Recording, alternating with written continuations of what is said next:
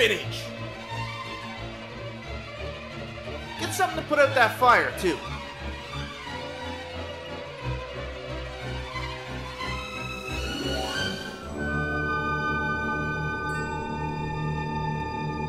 Good day, everyone. Or night. Today I've decided to do a review of the newly free-to-play Star Trek Online. It should be no secret that I'm a big Trekkie. With that, let's check in on the graphic options. Well, this is something you don't see too often. We have loads of options. That's pretty fucking sweet, seeing as not too many games do it. Let's jump right in on gameplay.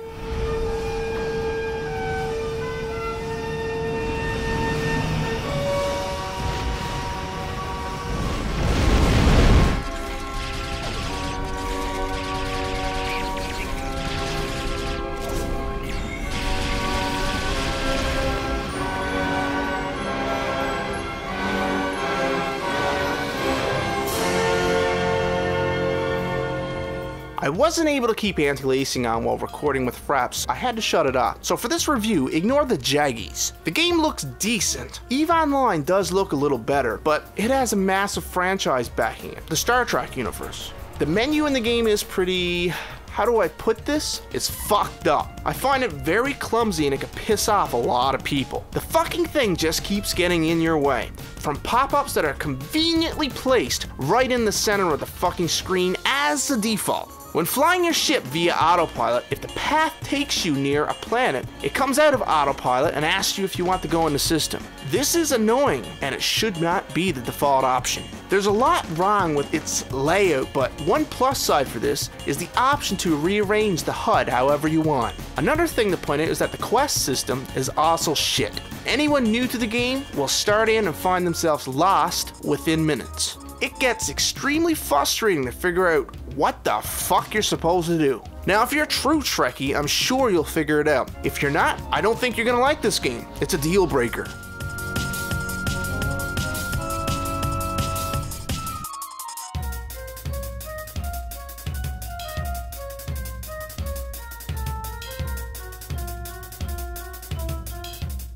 There are two types of combat, ground combat and space combat. Let's start with the good. Space combat is fun. You'll find yourself drawn into massive fights with huge fleets in arena battles with other players.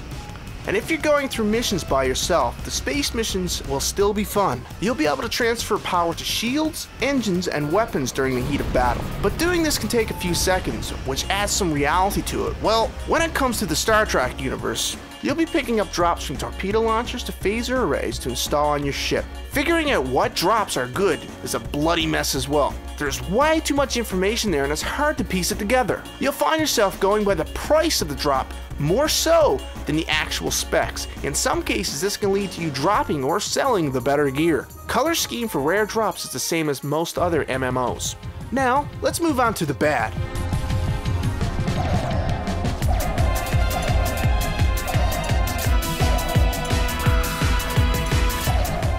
When you're playing and have to beam down to a planet for a ground mission, you'll find yourself just wanting to hurry up and get it through. It's lackluster and repetitive. Now, the space battles can be repetitive as well, but it's something that when you stop playing, you'll want to log back in to go another round. Ground battles can be sometimes, at its best, okay. Seeing cool weapons that you've equipped in action can be fun. Take a look at this fucker. Never thought I'd see a pink laser in a game that was supposed to be serious, but I loved it. AI is morbid. Not much programming went into the animations or how they react. I played this game in beta before it came out.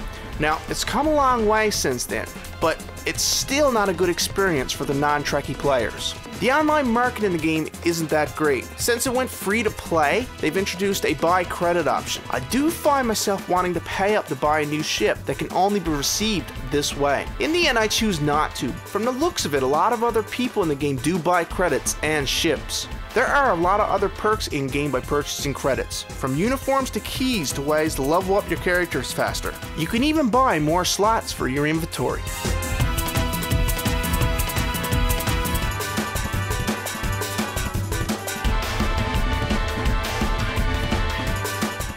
story in the game is fairly good. It stays pretty true to the whole Star Trek universe, and I think it's the reason I'm still playing. You'll find references to any of the series that aired on TV throughout the game. Some missions really opened my eyes and I was like, oh man, that was in this episode. It was actually pretty cool.